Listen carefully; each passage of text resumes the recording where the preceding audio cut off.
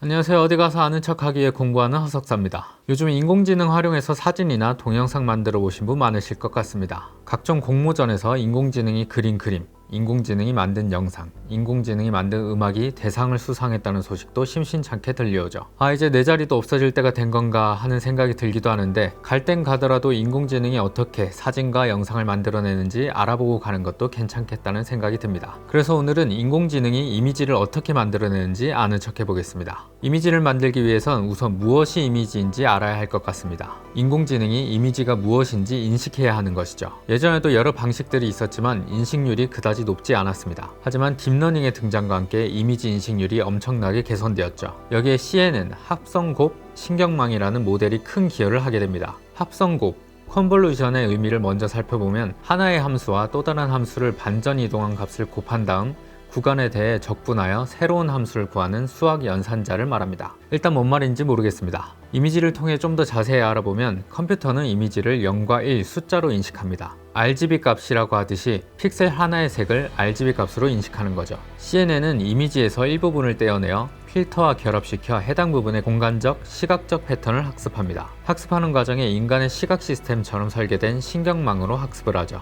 낮은 계층에서는 엣지나 코너 같은 간단한 특징을 학습하고, 높은 계층으로 갈수록 물체의 일부나 전체 같은 더욱 복잡한 패턴을 학습합니다. 이 과정을 통해서 다양한 특징 맵이 생성되고, 여기에 이미지에서 중요한 정보를 유지하면서 이미지 크기를 줄여주는 풀링 레이어라는 것이 추가됩니다. 계산량을 줄여 더 빠르게 작동할 수 있게 하고, 이미지가 약간 움직여도 중요한 부분을 인식할 수 있게 하죠. 이렇게 컨볼루션과 풀링 과정을 반복하면 최초 이미지에서 주요 특징만 남게 되죠. 이렇게 학습한 정보들을 바탕으로 이미지를 분류하고 이해하는 거죠. 이미지를 학습해서 분류할 수 있게 됐다면 그걸 이용해서 이미지를 만드는 것도 가능해지겠죠. 인공지능의 이미지 생성 초창기에는 적대적 생성 신경망, 겐이라는 머신러닝 기술이 많이 활용됐습니다. 2014년 이안 구펠로라는 저명한 컴퓨터 과학자에 의해 소개된 기술이죠. 겐의 원리를 간단히 살펴보면 위조지폐를 만들어내는 위조지폐범을 제너레이터, 생성자라고 하고, 위조지폐를 감별하는 경찰을 디스크리미네이터,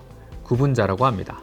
위조지폐범은 경찰을 속이기 위해서 더욱 진짜 같은 위조지폐를 만들어내고, 경찰은 위조지폐를 어떻게든 찾아내기 위해 감별하는 과정을 반복하면서 서로의 능력이 점점 발전하게 되죠. 이 과정이 계속 반복될수록 진짜 지폐와 위조지폐를 구별할 수 없을 정도로 발전하게 되는 것이 겐의 원리라 할 수 있습니다. 인공지능끼리 서로 누가 더 똑똑한지를 겨루게 해서 더 나은 쪽으로 성능을 개선시키는 것이죠. 이것을 이미지 생성에 적용하면 실제 이미지와 유사한 가짜 이미지를 생성할 수 있게 되죠. 이는 딥페이크의 원리이기도 합니다. 이 기술은 이미지뿐만 아니라 오디오에도 적용할 수 있어서 가짜 인터뷰 영상을 제작하는 데 악용되기도 하죠. 이후 2017년 트랜스포머 기반 모델이 소개되며 이미지 생성 기술은 또 한 번의 도약을 맞이하죠. 이 트랜스포머가 이미지를 만들어주는 건 아니고, 구글에서 발표한 Attention is all you need 라는 논문에서 처음 소개된 어텐션 메커니즘을 기반으로 하죠. 트랜스포머 모델이란 문장 속 단어와 같은 순차 데이터 내의 관계를 추적해 맥락과 의미를 학습하는 딥러닝 모델입니다. 우리가 문장을 읽을 때 각 단어의 나열에서 관계를 파악하고 맥락을 이해하는 것처럼 트랜스포머 모델로 데이터의 다양한 위치 간 관계를 학습합니다. 언어를 처리하기 위해 만들어진 트랜스포머 모델이 이미지는 어떻게 만들어내는 걸까요? 간단히 살펴보면 단어의 나열에서 관계를 파악하고 맥락을 이해한 것처럼 커다란 그림을 작은 조각들로 나누고 그 조각들 간의 관계를 학습하는 거죠. 이런 조각들을 패치라고 합니다. 그럼 이미지를 생성할 땐 학습된 데이터를 바탕으로 패치를 생성하고, 패치 간의 관계성을 계산하고 추론하여 이미지를 만들죠.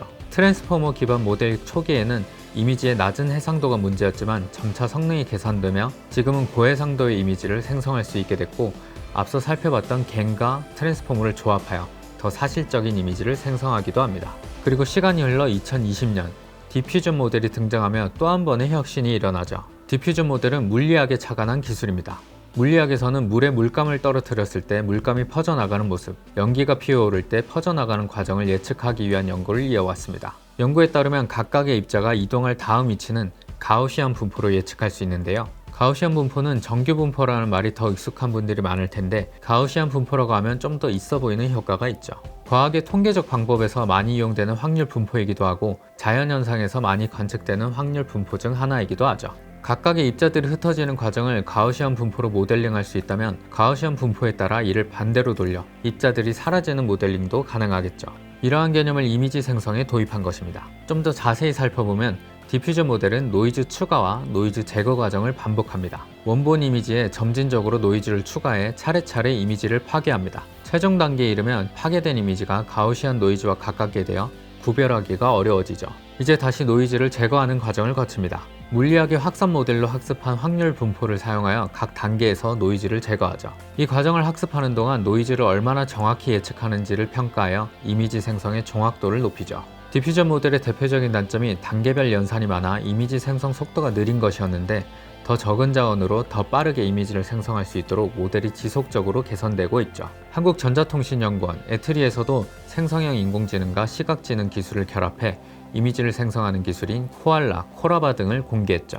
그렇다면 영상은 어떻게 만드는 걸까요? 오픈AI의 소라를 예로 들면 소라도 트랜스포머 모델을 활용합니다. 이미지 생성에서 했던 것과 같이 텍스트 프롬프트가 주어지면 이를 분석해 주제, 행동, 장소, 시간, 분위기 등 키워드를 뽑아내고 기존에 보유한 동영상 데이터에서 이와 가장 적합한 동영상 패치를 찾아내 패치 간의 관계성을 계산하고 추론하여 영상을 만들죠. 처음에 만들어지는 영상의 경우 흐릿하고 노이즈가 많은데 디퓨전 모델을 통해 고품질의 영상을 만들어냅니다. 이것을 디퓨전 트랜스포머 모델이라고 하죠.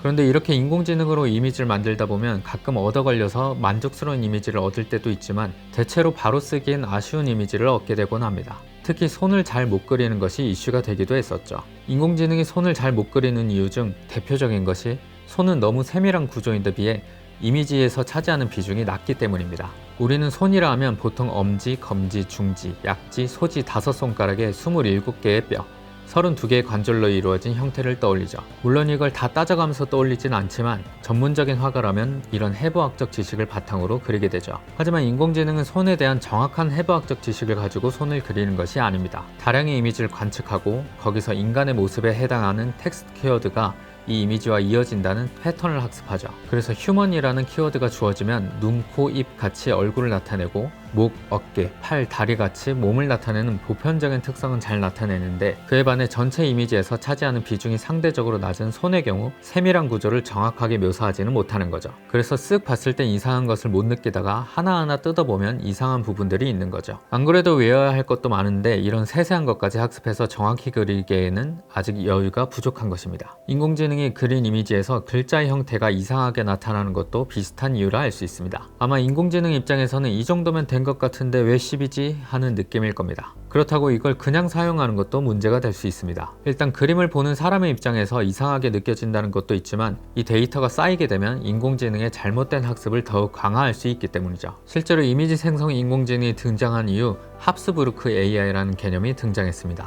우선 합스부르크 가문에 대해서 알아보면 합스부르크 가문은 13세기부터 20세기 초까지 오스트리아를 거점으로 중부 유럽에서 강력한 영향력을 발휘한 가문입니다. 결혼을 통한 동맹으로 가문과 제국을 번성시켜 왔는데 권력 유지를 위해 가족 내 결혼, 근친혼을 선택하죠. 그리고 이를 수세기 동안 유지한 것이 합스부르크 가문 몰락의 근본적 이유가 됩니다. 근친혼이 여러 세대에 걸쳐 이어지게 되면 유전적 다양성이 떨어지게 되고 이는 유전병 발병률 상승으로 이어지죠. 인공지능에 있어서도 이런 우려가 커지고 있는 것입니다. 근래에 개발된 인공지능의 경우 인간에 의해 만들어진 사진들을 학습했지만 최근의 인공지능은 인공지능이 만들어낸 이미지까지 학습하고 있는 것이죠. 인공지능이 만들어낸 이미지들이 많아질수록 전체 데이터에서 인공지능이 만든 이미지가 차지하는 비중이 커지게 될 것이고 이를 학습한 인공지능은 잘못된 이미지를 생성할 가능성이 높아지는 것이죠. 이러한 현상을 합스부르크 AI라 부르며 이러다가는 다 죽어라고 우려하는 학자들도 많은 상황입니다. 잘못된 정보를 계속 학습하다 보면 그것이 진짜 세상인 줄 알게 되는 상황이 발생할 수 있기 때문이죠.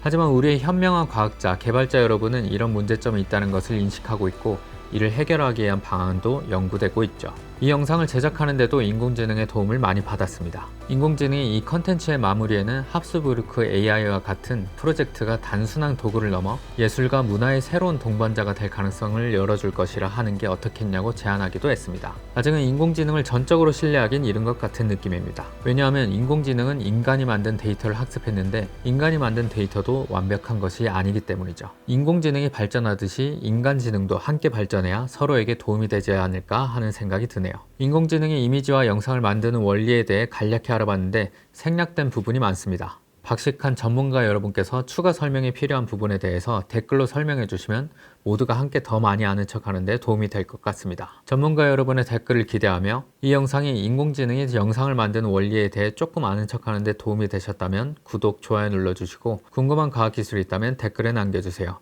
여러분이 언젠가 아는 척 해볼 수 있도록 제가 대신 공부해서 아는 척 해보겠습니다. 과학기술이 세상을 바꿉니다. 언제나 그랬듯이.